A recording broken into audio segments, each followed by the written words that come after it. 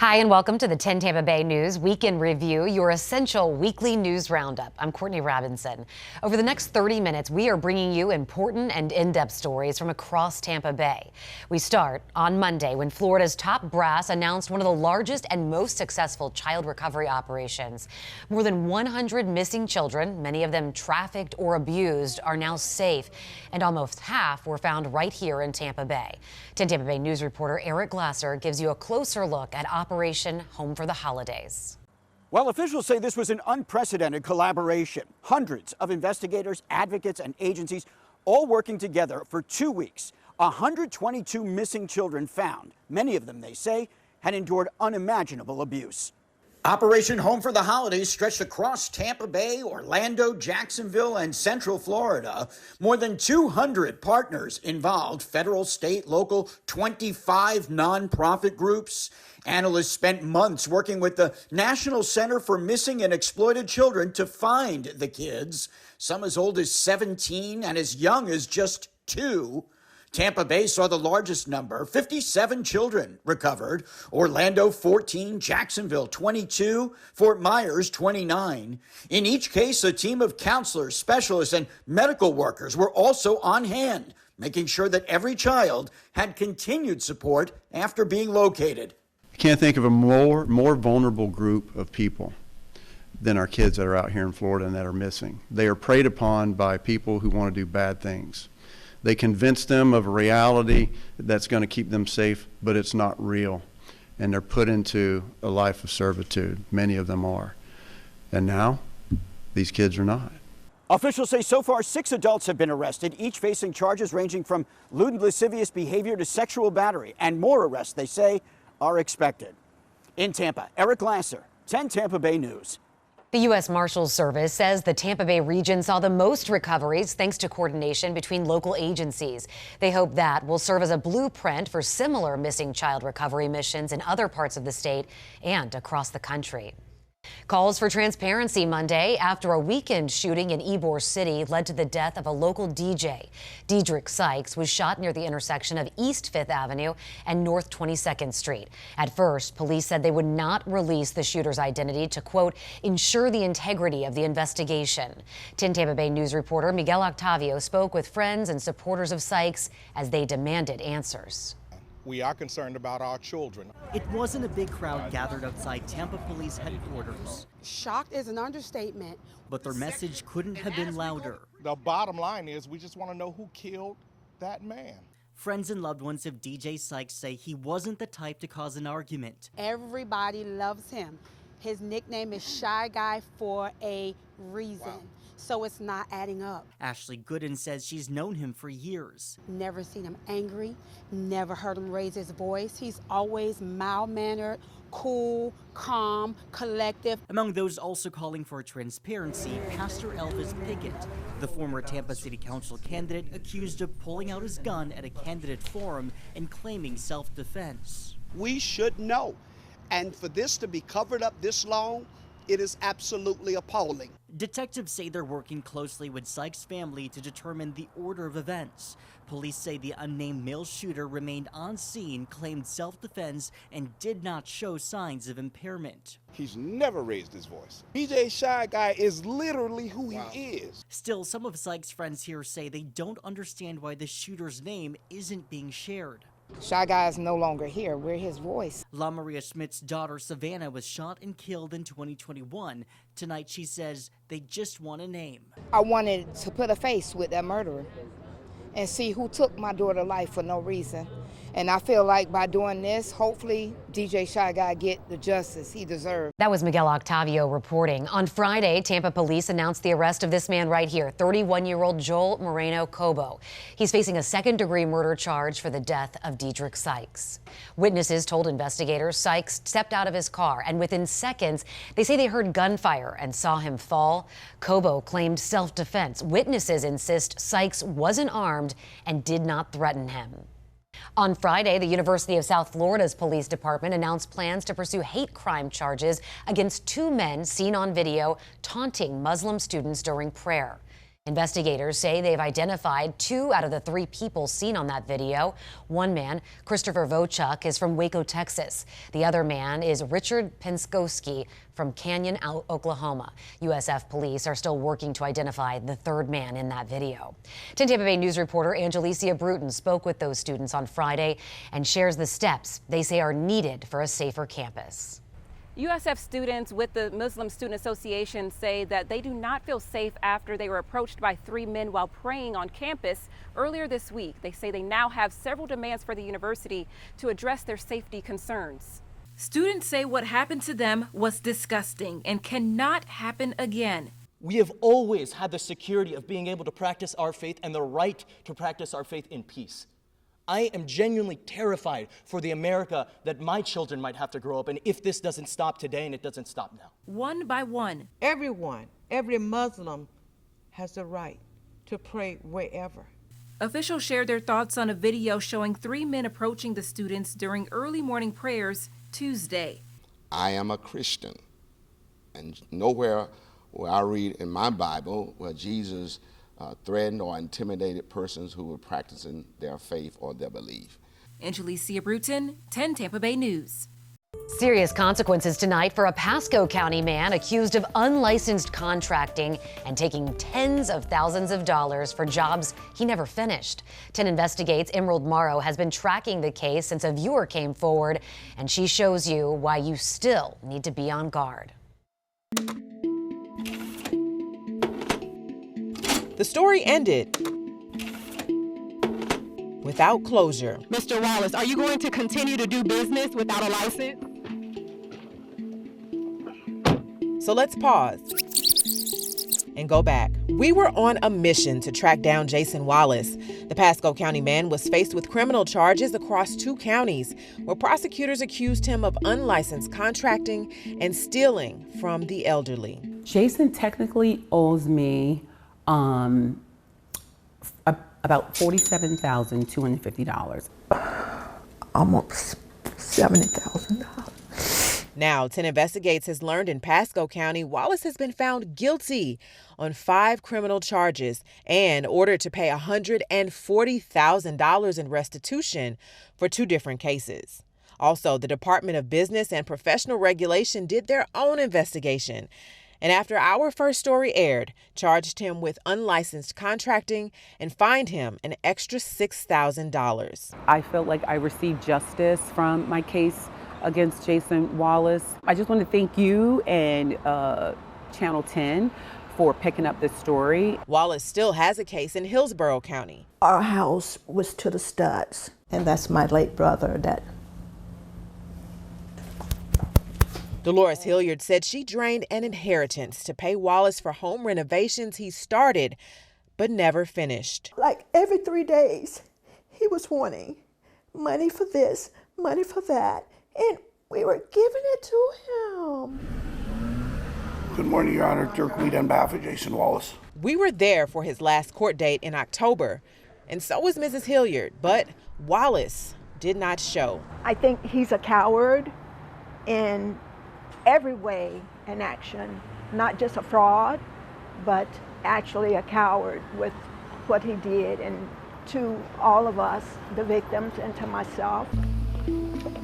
Do you have anything to say? Wallace is now set for trial in February, and he could face prison time if convicted. We'll continue to follow this case and let you know what happens next. In the meantime, if you're hiring someone to do work at your home, do not take their word for being licensed. Make sure you search DBPR, get proof of insurance, and also make sure they pull the right permits for the work you want done. Emerald Morrow, 10 Investigates. Wallace is still out on bond in his case out of Hillsborough County, so the women we talked to warn you to be wary of any solicitations for business. A major change in Manatee County on Tuesday when commissioners approved a new curfew for teens. Those younger than 16 must be off the streets weeknights by 11 p.m. and by midnight on Fridays and Saturdays. 10 Tampa Bay News reporter Eric Lasser explains the rules and why some say it could lead to racial profiling. Supporters of the curfew say the goal isn't punishment, it's prevention. They argue it gives deputies a tool to intervene when teens are out late at hours when trouble is more likely. Critics warned that the curfew could have unintended consequences, including disproportionate enforcement in some communities or even racial profiling. The new rules do come with several exceptions. Teens can still be out if they're with their parents, coming home from work, or attending school, religious, or community events. I do not want our children to get over-policed, okay? We do not have everybody on the police force that is a nice person. We have a responsibility to try and get some control over this situation and to provide some accountability for parents. Manatee County's new ordinance takes effect immediately. Deputies will start with a written warning and take a teen home if they're caught out past curfew. A second offense comes with a civil citation, starting at $50. In Manatee County, Eric Lasser, 10 Tampa Bay News. The proposal to amend Florida's constitution to legalize recreational marijuana is now one step closer to appearing on the 2026 ballot. 10 Tampa Bay News reporter Annie Krall heard from legal experts Wednesday about how a Florida Supreme Court review of the initiative was avoided. Monday's move came on the last day of a deadline set by justices with Governor Ron DeSantis' administration to respond to a lawsuit filed by the Smart and Safe Florida Political Committee. It accuses election officials of improperly handling the ballot initiative process. In 2024, 56% of Florida voters wanted to legalize recreational marijuana, but it came up short of the 60% supermajority needed to pass. Medical marijuana remains legal. If I had to bet, Annie, I would think that the initiative, they're probably going to have the horsepower to get the signatures needed one way or the other and get this on the ballot. Earlier this year, Governor DeSantis urged state lawmakers to tighten up Florida's ballot initiative process, as he says it's being taken over by corporate interest. It's a cottage industry where people are getting paid to generate petitions. And so they can sign names and then get more money, and it's got to stop. Professor James Hicks at Cooley Law School studies civil procedure and legislative regulation. Hicks said court documents filed on Monday with the Attorney General by Secretary of State Cord Bird's office included a letter from the Division of Elections that Smart and Safe Florida had met their threshold of signatures. There's a lot of momentum.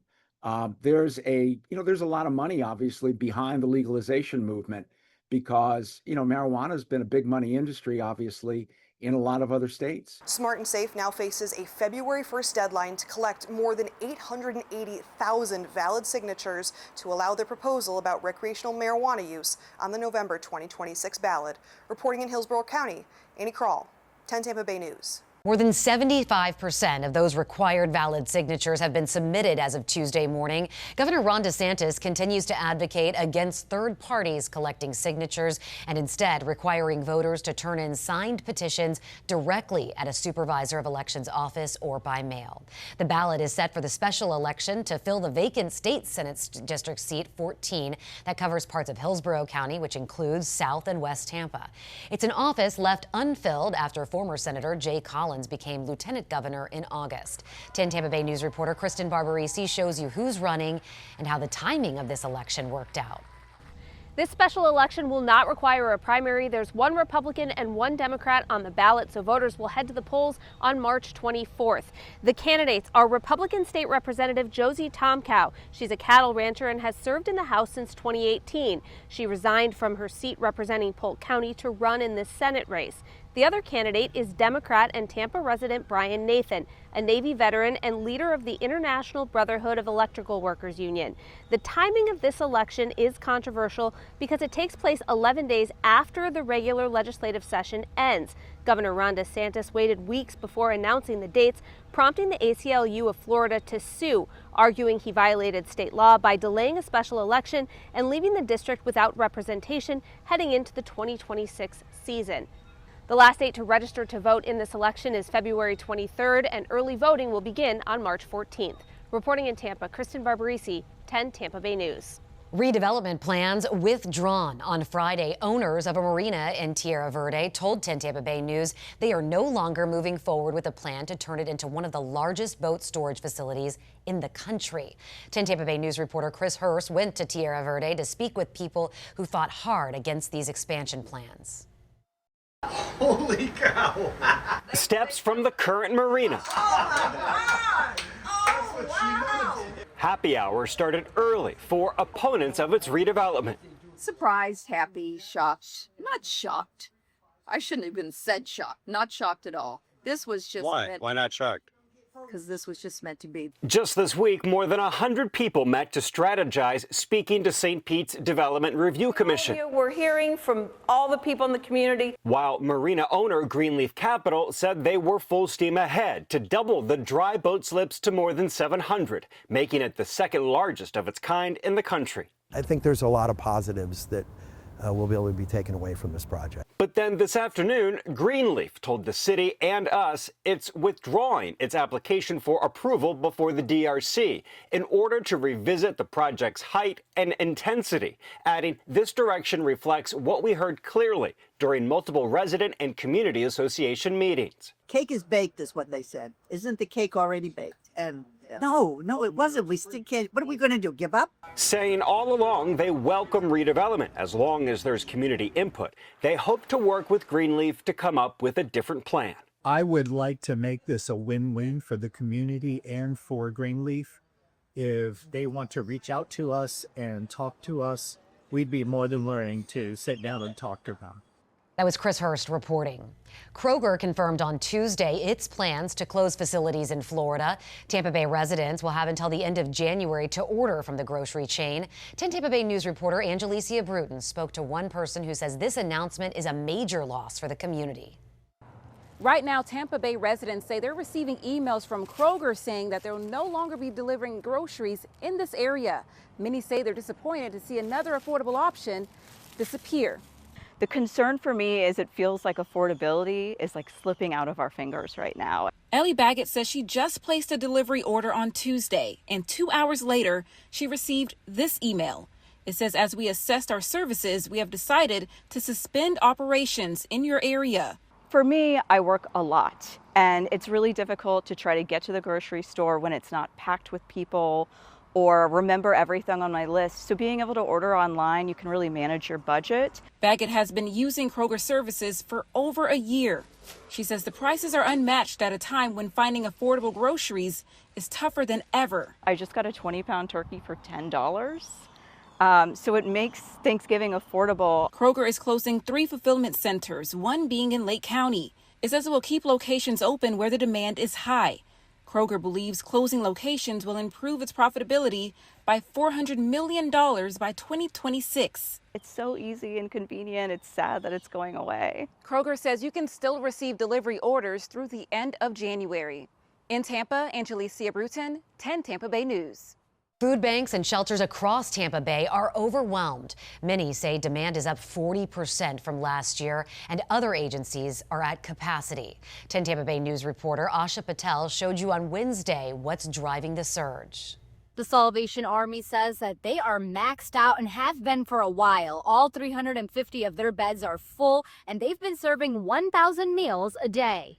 Tonight, the surge for food across Tampa Bay is surging. Meals on Wheels Plus and Manatee says demand is up 40% from this time last year. Metropolitan Ministries expects to feed more than 33,000 families this year, driven by rising living costs, the government shutdown, and delayed SNAP benefits. And Feeding Tampa Bay says the pressure is region-wide, providing tens of millions of meals last year, including 5.4 million in Manatee, 16.8 million in Pinellas, and 10.4 million in Polk County.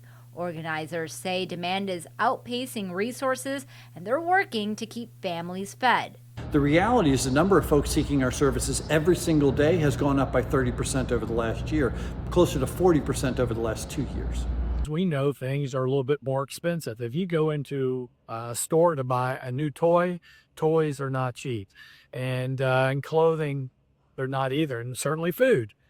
So we understand that, and we try to come around the clients that we serve to help them as best as we can. Food banks across the area are encouraging people who can donate to do so, whether it's a food or money donation, because they're seeing needs at a level they've never seen before. In Tampa, Asha Patel, 10 Tampa Bay News. Right now, a new analysis finds more people are behind on their utility bills. It comes as some in the Tampa Bay area are demanding local electric companies stop hiking rates. 10 Tampa Bay News reporter Miguel Octavio looks into the new data on Tuesday. We have to decide, hey, can I pay my bill on time or do I get groceries for my family? Rhonda Jones of Tampa says her electricity bill went up hundreds of dollars. Recently, I got a bill for $629. And she fears this won't be a one-time spike. Hey, just because you can, don't mean that you should. A new analysis from the Century Foundation and Protect Borrowers finds more Americans are falling behind on utility bills.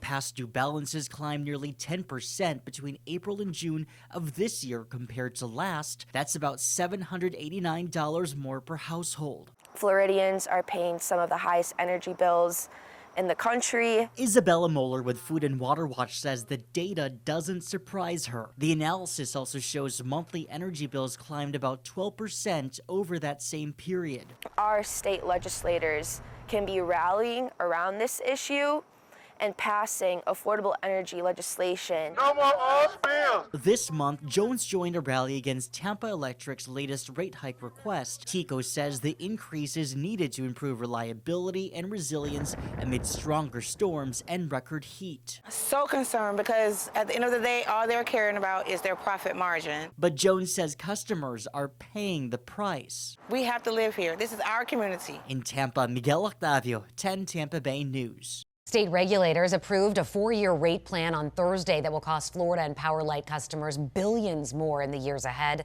The Public Service Commission signed off on the deal the same day. Now, I looked into how much this is going to raise your bills. FPL says they'll go up $2.50 in January with additional increases every year through 2029. The state's public counsel and consumer groups call it excessive, and they are expected to take their fight to the Florida Supreme Court. A troubling new milestone for Florida's housing market this week. Tampa is now at the top of the list when it comes to foreclosures in the U.S.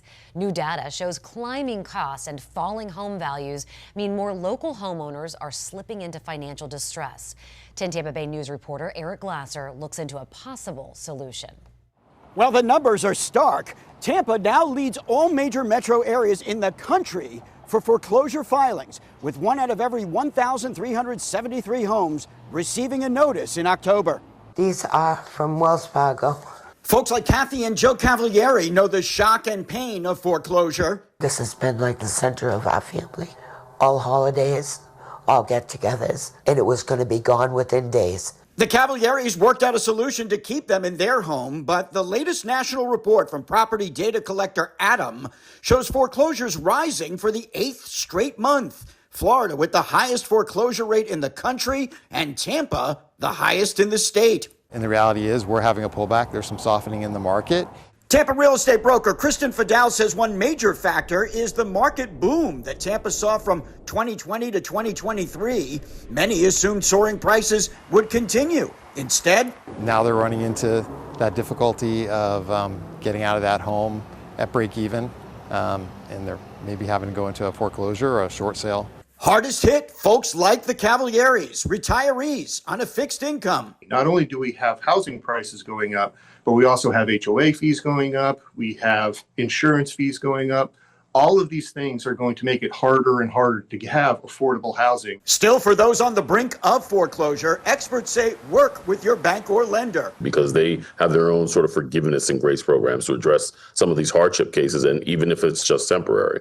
Adam, researchers say that the surge doesn't necessarily signal a housing crash, but more of a return to pre-pandemic norms, with those who bought at the peak now feeling the squeeze.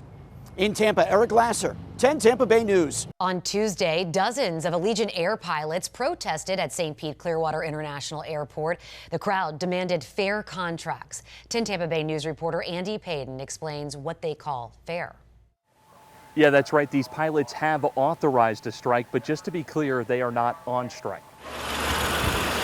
No megaphone, no music, not even your typical catchy chant. Tonight, Allegiant Air pilots stepping off the tarmac and onto the picket lines. The travel industry has had a lot of challenges. Looking to ground the airline's attention without grounding flights. The last thing we want to see is another instance or another challenge for the public in a strike. Tonight, 1,400 pilots across 22 airports from Las Vegas to Sarasota and St. Pete are calling on Allegiant Air for a fair contract after they say the low-cost airline has dragged out negotiation for 5 years. We're looking for industry standard.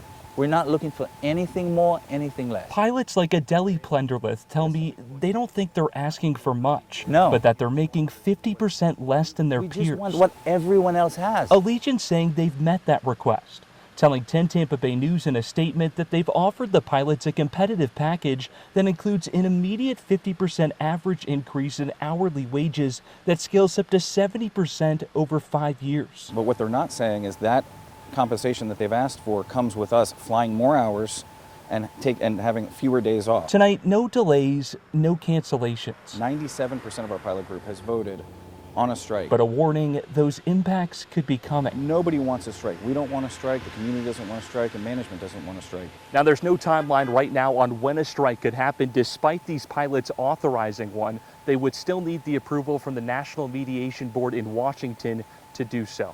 Reporting here at St. Pete Clearwater International Airport, Andy Payton, 10 Tampa Bay News. A new tool for drivers unveiled this week just in time for holiday travel. 10 Tampa Bay News reporter Asha Patel explains how this tool will help people avoid construction zones. Orange cones and traffic, two things you can't get away from in Tampa. We understand the pain. We work pretty hard on the front end to try to coordinate when and where those work zones will happen. This is a real-time tool, though, for coordinating the impact of those work zones. But now the city has a tool to help you better plan your ride. It's called Causeway One Network. It gives you the option to see how construction is today, in the next 2 weeks, and even in the next 3 or 12 months. Drivers can also search their destination, and if there is a closure on the route, find out how long it will last, the name of the project, a description, and who's responsible for the road work. You can even get email updates on the closure, and it works hand in hand with other popular mapping apps. This does automatically update maps, Google Maps, Waze, and Apple Maps as well. Tampa now joins FDOT, Hillsborough County, and THEA in using the One Network platform. But based on this map, a lot of red. The city knows just how much construction is going on, just in time for the busiest travel time of the year. We have asked contractors to wrap up things as possible. Of course, not everything can be buttoned up in time for Thanksgiving. So if we've got a major construction project like Manhattan Stormwater, for example, that closure will remain. AAA is predicting record high numbers when it comes to traveling during Thanksgiving and this holiday season, with 5 million Floridians hitting the road. So officials in Tampa say a tool like this will be very beneficial during that time. In Tampa, Asha Patel, 10 Tampa Bay News. As we speak, 60,000 U.S. service members are deployed in 37 countries. They'll be away from home for Thanksgiving and Christmas. That's why a decade ago, we started 10 for the Troops, teaming up with a local nonprofit, Support the Troops, to send holiday cheer from home. Packs of socks, gum, boxes of toothpaste, beef jerky, and candy. It might not seem like much, but it can change a deployment. It was Christmas every time. Marine veteran Michael Jackson deployed for the Gulf War and Iraqi freedom. He brought something that got him through. You read a couple pages of this before you fall asleep, and you can get some sleep. You know, it was enough to make us want to come back home. It's the support from home, even strangers, that brings hope and boosts morale. Katrina Blaine and her church family answered the call with bags of donations. I hope it says, we love you, we appreciate you, we thank you for your sacrifice. We couldn't go and be deployed, but you made that choice, and we say thank you. And little Emma Bailey came to support soldiers like her dad, bringing candy and a message from home. Merry Christmas and be safe. And thanks to you, 10 for the Troops was a success. There are boxes that are already packed up. You're taking a look at some of those right there with your donations for 10 for the Troops Drive. Right now, Support the Troops is shipping those out to service members deployed for the holidays. And this year, you helped us collect 1,000 pairs of socks, 200 pounds of hard candy, 100 pounds of jerky, 400 tubes of toothpaste, and $1,000 to get these boxes overseas. For everyone who could not make it on Tuesday, there's still a way to help out. This QR code right here will take you to a website where you can donate money. You'll also find this on 10tampabay.com/10 for the troops. Thank you for watching this Week in Review. Be sure to keep it right here on 10 Tampa Bay Plus for the latest information that impacts your life.